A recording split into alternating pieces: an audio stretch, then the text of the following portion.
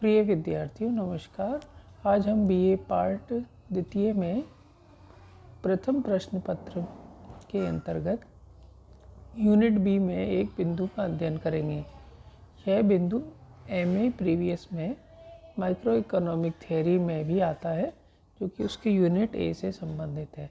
जैसा कि आप प्रश्न में देख सकते हैं, ये या टॉपिक में देख सकते हैं, यह उत्पादन की 3 अवस्थाओं से संबंधित टॉपिक है। आइए हम इसकी चर्चा करते हैं। उत्पादन की 3 अवस्थाओं के नियम को हम परिवर्तनशील अनुपातों का नियम भी कहते हैं। यह आमतौर पर अल्पकालिक उत्पादन प्रक्रिया के नियम से भी बताया जाता है। अब हम देखते हैं यह नियम ऐसे उत्पादन फलन। अब आप देखते होंगे कि उत्पादन फलन क्या है। उत्पादन फलन कुल उत्पादन और उत्पादन के साधनों के बीच एक संबंध को प्रदर्शित करता है। कुल उत्पादन की मात्रा और उत्पादन के साधनों के बीच में संबंध को प्रदर्शित करता है। यानी यह नियम ऐसे उत्पादन फलन का अध्ययन करता है जिसमें कुछ साधन स्थिर रहने पर एक साधन में परिवर्तन किया जाता है, जब अन्य साधनों को निश्चित रखकर एक परिवर्तनशील साधन की मात्रा बढ़ाई जाती है, तो परिवर्तनशील साधन तथा स्थिर साधनों में अनुपात बदल जाता है, अर्थात परिवर्तनशील साधन का अनुपात बढ़ जाता है। दूसरा बिंदु, परिवर्तनशील साधन की मात्रा में वृद्धि करने से उसके सीमांत उत्पादन तथा औसत उत्पादन अंततः घट जाते। मूलतः परिवर्तनशील अनुपातों के नियम में ह्रासमान प्रतिफल का नियम ही समाया हुआ होता है, इसलिए दोनों को एक ही माना गया है। इसमें एक स्थिर साधन के साथ साथ एक परिवर्तनशील साधन की बढ़ती हुई मात्राएं लगाई जाती हैं, जिससे एक सीमा के बाद सीमांत भौतिक उत्पत्ति यानी मार्जिनल फिजिकल प्रोडक्ट घटने लगता है। इस नियम की कुछ शर्तें हैं, जैसे कुछ साधन अवश्य ऐसे हों जिनको स्थिर रखा गया है, तकनीक समान एवं अपरिवर्तित रहे, अल्पकालीन धारणा यह है श्रम की इकाइयाँ सजातीय होती हैं और साधन की इकाइयाँ पूर्णतः विभाज्य होती है। अब हम देखते हैं परिवर्तनीय साधन की 3 अवस्थाएं कैसी हैं। इससे पूर्व हम प्रोफेसर मार्शल की कुछ कथन का उल्लेख कर लेते हैं। उन्होंने इसे इस प्रकार समझाया है कि भूमि पर खेती करने से पूंजी और श्रम की वृद्धि से सामान्यतया उपज की मात्रा में अनुपात से कम वृद्धि होती है, बशर्ते कि कृषि की कला में कोई सुधार ना हो। अब हम देखते हैं रिचर्ड जी लिप्से और के.एल. क्रिस्टल ने भी इस संबंध में अपने विचार दिए हैं। उन्होंने कहा है कि ह्रासमान प्रतिफल नियम यह बताता है कि यदि एक परिवर्तनशील साधन की बढ़ती हुई मात्राएं एक स्थिर साधन की दी हुई मात्रा के साथ प्रयुक्त की जाए, तो परिवर्तनशील साधन की सीमांत उत्पत्ति व औसत उत्पत्ति अंततोगत्वा घटती है। इसी प्रकार जॉन रॉबिन्सन ने भी विचार व्यक्त किए। थोड़ा सा विचार करने पर यह पता लगेगा कि ह्रासमान प्रतिफल नियम यह बताता है कि एक उत्पादन का साधन दूसरे साधन से एक सीमा तक ही प्रतिस्थापित किया जा सकता है, अथवा दूसरे शब्दों में साधनों के बीच प्रतिस्थापन लोच अनंत या असीमित नहीं होती। अब हम देखते हैं उत्पादन की अवस्थाएं। सबसे पहले है वर्धमान प्रतिफल अवस्था। पहली अवस्था वर्धमान प्रतिफल की अवस्था है।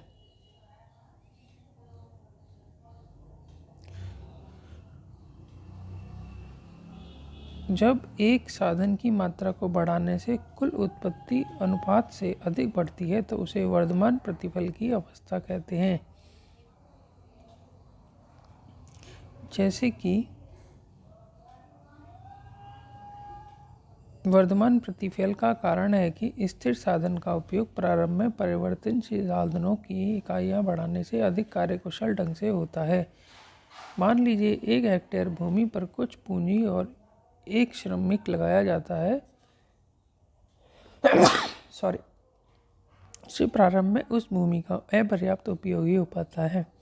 बाद में 2 श्रमिक या 3 श्रमिक लगाने से उस भूमि का अधिक कार्यकुशल ढंग से उपयोग हो पाता है, जिससे श्रम की सीमांत उत्पत्ति बढ़ती है। द्वितीय अवस्था ह्रासमान सीमांत नियमों की कहलाती है। ह्रासमान प्रतिफल नियम के अंतर्गत भौतिक प्रतिफल का उत्पत्ति की मात्रा से कोई संबंध नहीं होता है, न ही उसके मूल्य से।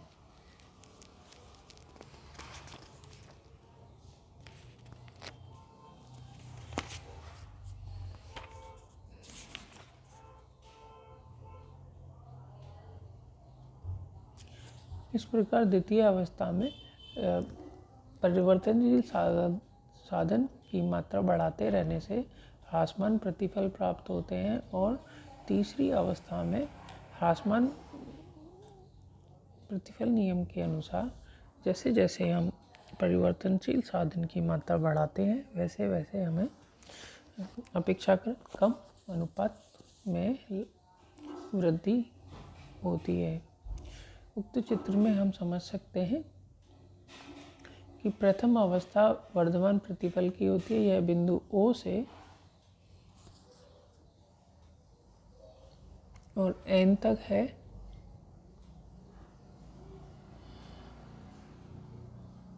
AP अधिकतम और MP में वृद्धि होती है।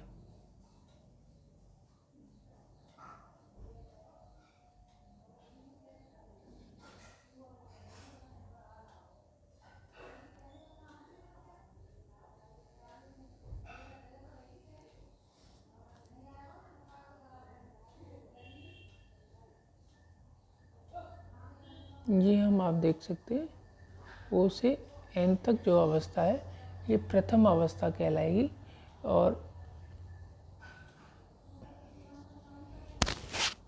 इसमें AP यानी औसत में और MP में वृद्धि होगी। द्वितीय जो अवस्था है वह ह्रासमान प्रतिफल की अवस्था कहलाएगी जो बिंदु N से M तक होगी। ये जो अवस्था है, ये बीच की जो अवस्था है यह MP और MP यानी कि एवरेज प्रोडक्ट और मार्जिनल प्रोडक्ट में गिरावट को बताती है।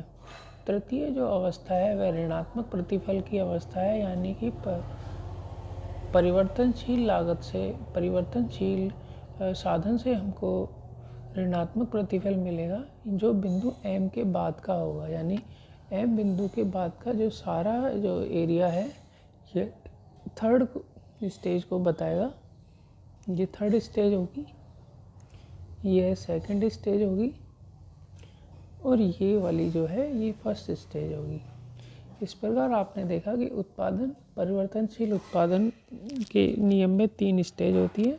ये अल्पकाल में होता है और इसमें पहला जो ए है वह वृद्धिमान प्रतिफल का, जो बी है वो ह्रासमान प्रतिफल का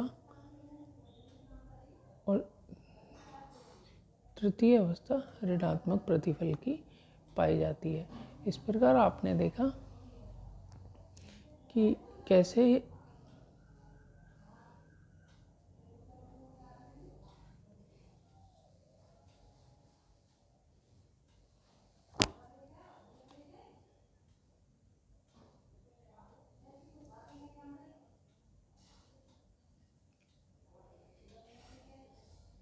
कैसे हम आगे इसमें बढ़ सकते हैं।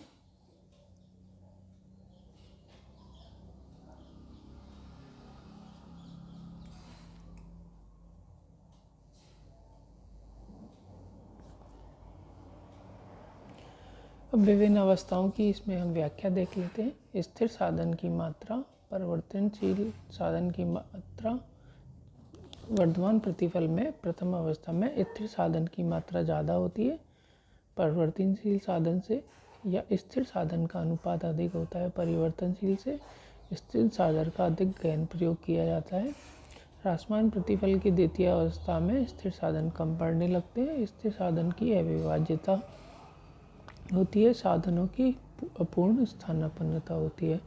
ऋणात्मक प्रतिफल में स्थिर साधनों की तुलना में परिवर्तनशील साधन की मात्रा अधिक होने से सीमांत उत्पादन घटने लगता है और ऋणात्मक हो जाता है। वास्तविक उत्पादन कार्य की अवस्था। एक विवेकशील उत्पादक तृतीय अवस्था में उत्पादन नहीं करता, क्योंकि इस अवस्था में परिवर्तनशील साधन का सीमांत उत्पादक ऋणात्मक होता है। उत्पादक प्रथम अवस्था में भी उत्पादन नहीं करता, क्योंकि वह स्थिर साधन का अनुकूलता में उपयोग नहीं कर पा रहा होता, अतः वह अपने उत्पादन का विस्तार करना चाहता है और द्वितीय अवस्था में ही उत्पादन करता है। इस अवस्था में परिवर्तनशील साधन के एमपी और एपी घट रहे होते हैं, किंतु किस बिंदु पर उत्पादन होगा यह परिवर्तनशील साधन की कीमत पर निर्भर करता है। अतः द्वितीय अवस्था विवेकशील उत्पादन की वास्तविक कार्य की अवस्था को व्यक्त करती है। यहाँ परीक्षा की दृष्टि से प्रश्न बन जाता है कि उत्पादक द्वितीय अवस्था में ही उत्पादन क्यों करता है, समझाइए।